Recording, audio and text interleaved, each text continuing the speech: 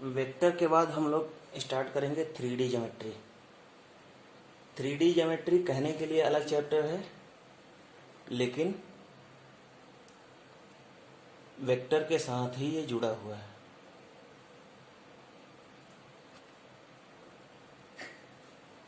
इसलिए 3D के पहले वेक्टर आना जरूरी है, क्योंकि वेक्टर का ही यूज करेंगे हम लोग 3D को पढ़ने में।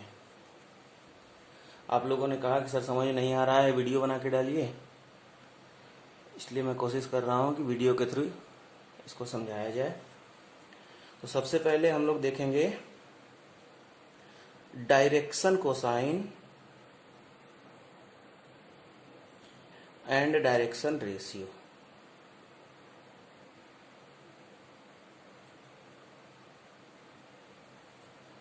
ठीक है, डायरेक्शन कोसाइन आप लोग जानते हो कि जैसे ये हो गया कोऑर्डिनेट एक्सिस,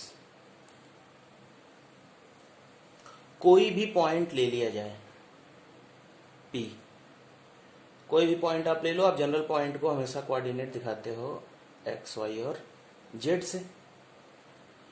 P को आप O से मिलाओ, O का मतलब ओरिजिन, ये हो गया x एक्सिस, ये हो गया y एक्सिस और ये हो गया z एक्सिस। P को O से मिला दिए। अब इसी का हमको एंगल लेना है एक्सिस के अगेंस्ट, तो x एक्सिस से जब मिलाएं तो ये अल्फा हो गया, y एक्सिस से जब मिलाएं तो बीटा हो गया, और z एक्सिस से जब मिलाएं तो गामा हो गया। यही इसी का कॉस, यानी cos alpha, cos beta and cos gamma, ये होता है डायरेक्शन कोसाइन। कॉस अल्फा को हम लोग लिखते हैं x से, L से, कॉस बीटा को लिखते हैं M से, एंड कॉस गामा को लिखते हैं N से। ये हमारा नोटिफिकेशन हो गया। कॉस अल्फा, कॉस बीटा और कॉस गामा, यही एंगल जो बनता है तीनों एक्सिस से, उसका कॉस डायरेक्शन कोसाइन होता है, क्योंकि नाम से डिसाइड होता है कि हमको कॉस लेना है, कोसाइन। तो कॉस लेने के साथ डायरेक्शन कोसाइन बन गया। अब एक चीज और है, डायरेक्शन रेशियो और डायरेक्शन कोसाइन क्या होते हैं। डायरेक्शन रेशियो डायरेक्शन कोसाइन के प्रोपोर्शनल होता है, इसलिए हम एक कांस्टेंट को साथ में लेते हैं प्रोपोर्शनलिटी को हटाने के लिए। जैसे डायरेक्शन कोसाइन और डायरेक्शन रेशियो अगर प्रोपोर्शनल हैं तो हम लिखते हैं A equals to L lambda, B equals to M lambda और C equals to N lambda. जहां पे लैम्डा प्रोपोर्शनलिटी कांस्टेंट हुआ। आप इसको और समझने के लिए एक चीज ऐसे कर सकते हो कि A proportional to L, B proportional to M and C proportional to N। जब प्रोपोर्शनलिटी हटा रहे हो तो कांस्टेंट लगेगा, और वो कांस्टेंट हो गया लैम्डा। यहां से आप लैम्डा की वैल्यू निकाल सकते हो A अपॉन L, यहां से लैम्डा की वैल्यू B अपॉन M, और यहां से लैम्डा की वैल्यू C अपॉन N। यानी तीनों को अगर एक साथ लिख दिया जाए तो A upon L is equal to B upon M is equal to C upon N is equal to lambda. आप इस तरीके से लिख सकते हो। ठीक है, अब उसके बाद एक रिलेशन हम लोग जानते हैं कि cos square alpha plus cos square beta plus cos square gamma is equal to 1। इसलिए अब उसको हम इस तरह से लिखें कि L square plus M square plus N square is equal to 1। आप लिख सकते हो बट वी नो, ये होता है। पीछे से हम लोग वैल्यू लिखें, L कितना हुआ,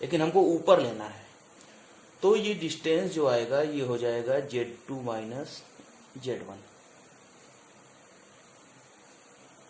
अब अगर P हो गया, Q है ये RST,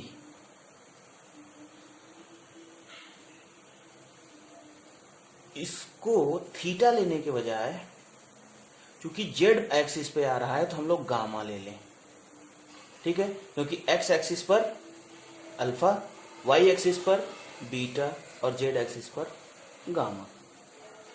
यहां पे हम लोग डिस्क्राइब करें, late P and Q be 2 points with coordinates x1 y1 z1 and x2 y2 z2. Draw perpendiculars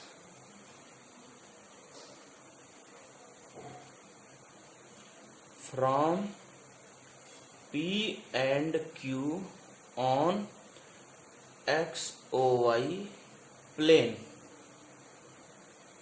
and also draw perpendicular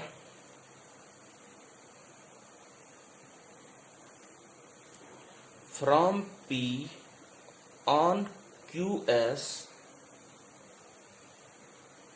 which is सीधे कह लीजिए PT from triangle PQT। ये गामा है तो cos गामा ले लें। cos gamma is equal to, gamma का formula क्या है cos के लिए? cos होता है base upon hypotenuse. Base upon hypotenuse तो 90 डिग्री तो ये है, हाइपोटेनस ये हो गया। बेस को ले लें अगर हम लोग ये Z2 माइनस Z1, तो ये हो गया Z2 minus Z1 upon PQ। इसी तरह से अब देखो, एक चीज को आपने दिखाया, दूसरे और तीसरे को यानी अल्फा और बीटा को हम सिमिलरली लिख के उसको सीधे फार्मूले लिख देते हैं। तो इसको हम लोग कह देंगे सिमिलरली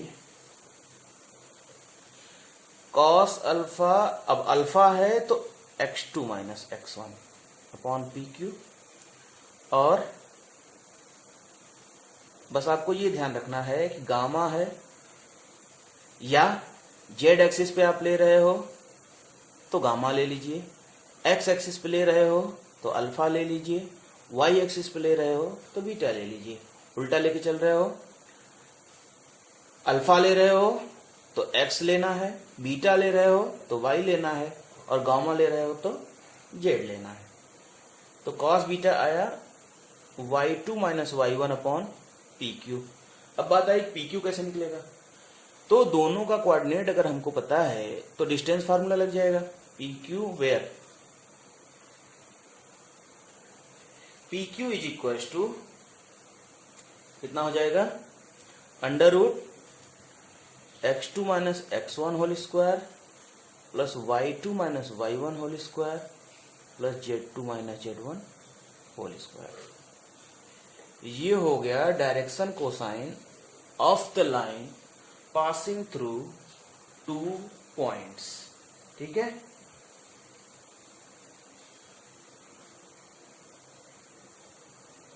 अब हम लोग आगे बढ़ते हैं और लाइन में चलते हैं।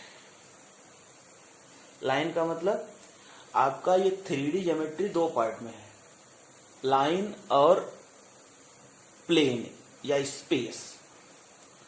तो पहले में लाइन का इक्वेशन, 1 पॉइंट से जाने वाली लाइन का इक्वेशन, 2 पॉइंट से जाने वाली लाइन का इक्वेशन, एंगल बिटवीन 2 लाइंस, सब कुछ लाइन में। और जब प्लेन में जाएंगे तो वही सारी चीज एक पॉइंट से जाने वाली प्लेन का इक्वेशन, 3 नॉन कोलिनियर पॉइंट से प्लेन का इक्वेशन, एंगल बिटवीन प्लेन का इक्वेशन, ये सारी चीज आपको 2 पार्ट में यहाँ पे पढ़ना है। तो पहले हम लोग लाइन में चलते हैं, इक्वेशन ऑफ लाइन।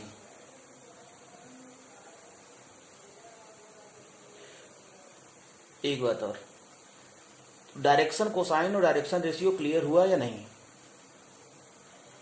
अगर अभी भी ना क्लियर हुआ हो तो आप सीधे सीधे एक एग्जांपल से समझो। Find direction ratio of vector PQ where PQ equals to 3I plus 2J plus 2K। अब देखो आप, ये जो कोफिशिएंट्स होते हैं ये क्या होते हैं? ये डायरेक्शन रेशियो होते हैं। यानी अगर आप कंपेयर करिए, on comparing given equation with